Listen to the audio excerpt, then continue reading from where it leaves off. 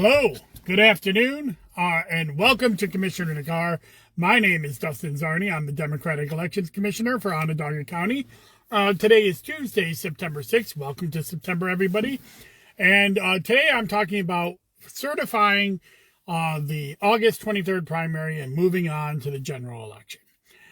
Today, at the Onondaga County Board of Elections, we performed our hand count on the Conservative Party primary for Senate District 48 between Julie Abbott and Justin Corretti.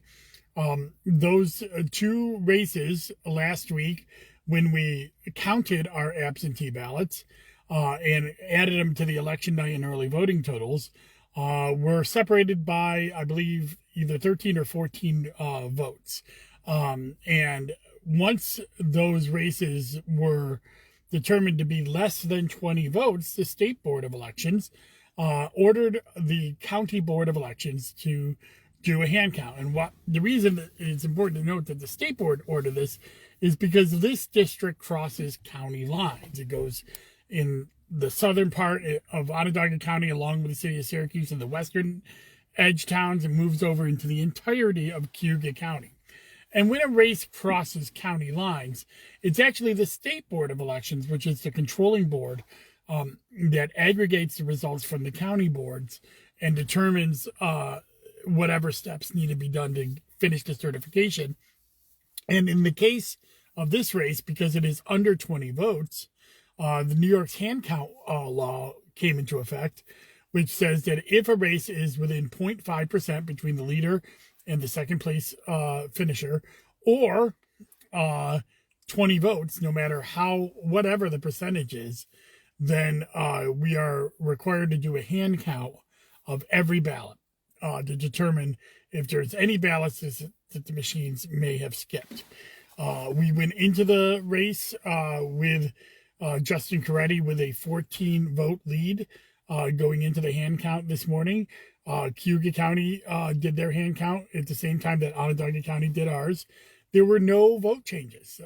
We were able to determine that the machines properly and correctly counted every ballot. There was nothing out there that was even a question of whether it was voter intent, at least in Onondaga County's side. I know in Cayuga County, they reported no changes to results as well. That means that Justin Corretti survived his 14-point lead on after the counting of the absentees, and now will be the nominee for the Conservative Party in Senate District 48, which will create a three-way race there with Rachel May as the Democratic and Working Families candidate, Julie Abbott, the Republican, and Justin Corretti, the Conservative candidate. That will go on to the November election. Of course, we also certified the congressional primaries for both parties. Francis Knoll and Brandon Williams are continue to, after counting the absentees, it didn't really change much. They both had substantial enough leads on election night to be declared the presumptive winners, and they are and will be. There is one more step that has to happen, and that is the State Board of Elections has to finally certify all of our results, because again, even the congressional races cross county lines. So once the New York State Board of Elections certifies that, and I believe there's going to be a vote on Monday for the State Board of Elections, they have until September 14th. But once they certify that, then we can publish an official list of all of the candidates for this fall's election. That being said, obviously the big races are going to be the governor's race with Kathy Hochul and taking on the Republican Lee Zeldin. Another big high-profile case will be the congressional race with Francis Knoll taking on Brandon Williams in a toss-up seat that will probably get a lot of focus from across the country here in central New York. And then, of course, you have the Senate district races between John Mannion and Rebecca Shuroff, and then, of course, Rachel May against Julie Abbott and Justin Corretti. And then, of course, the assembly races The race that I think everybody is looking at are the 127th and the 126th.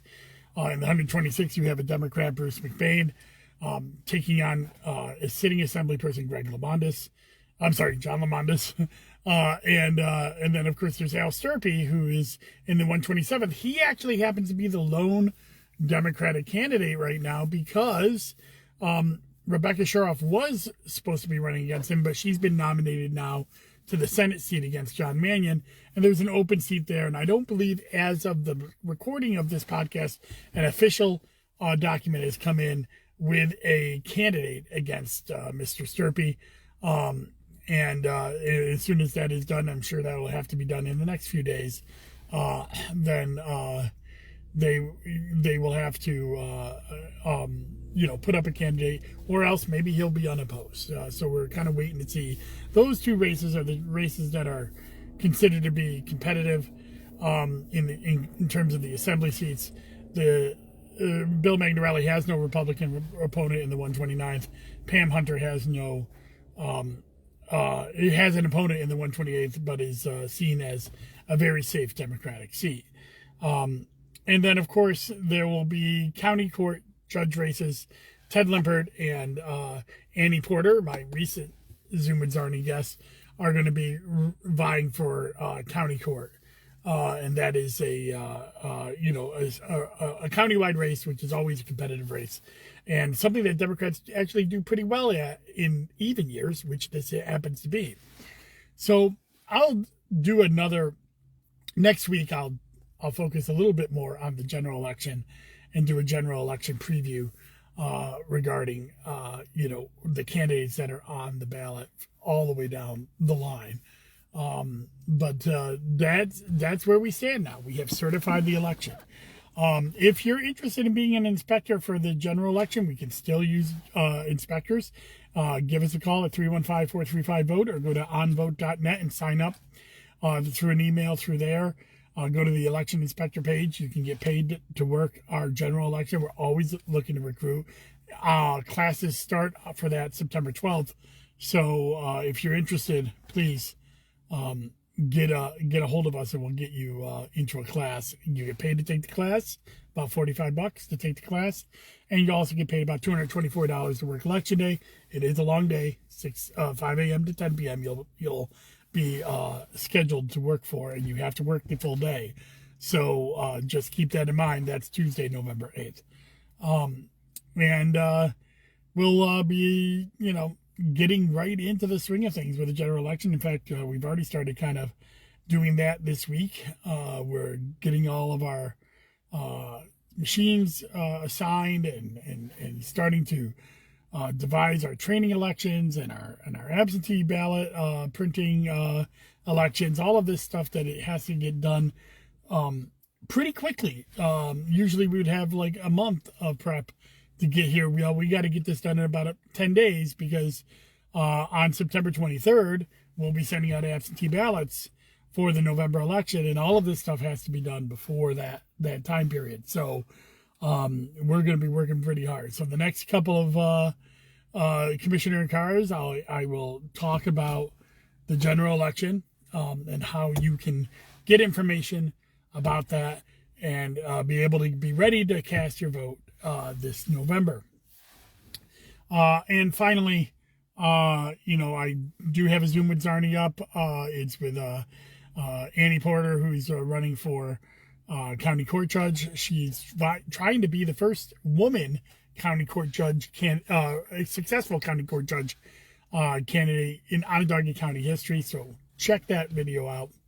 I also dropped a weekly wonk this weekend on the congressional race. This is my start of my preview for New York, the new New York 22. I dive into the registration differences in the various counties that make up all of New York 22, and also some of the performances of these counties as well. So check that out. That you can find all of that stuff at my website, of course, DustinZarni.com, or on any of my Facebook or Twitter feeds as well. So you can go there and check those things out.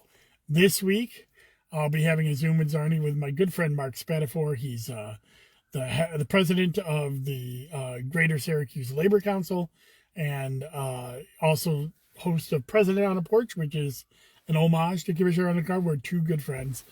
We've actually came up in Democratic politics together, and I always like to talk to him around Labor Day about the status of labor in Onondaga County and throughout his role as president of the Greater Syracuse Labor Council. So we'll be chatting this week. My weekly walk this weekend, we'll be starting a focus on the August 23rd primary. The next 4 weeks, I'll be going through early voting, absentee voting, election day voting, and overall turnout like I do after every election.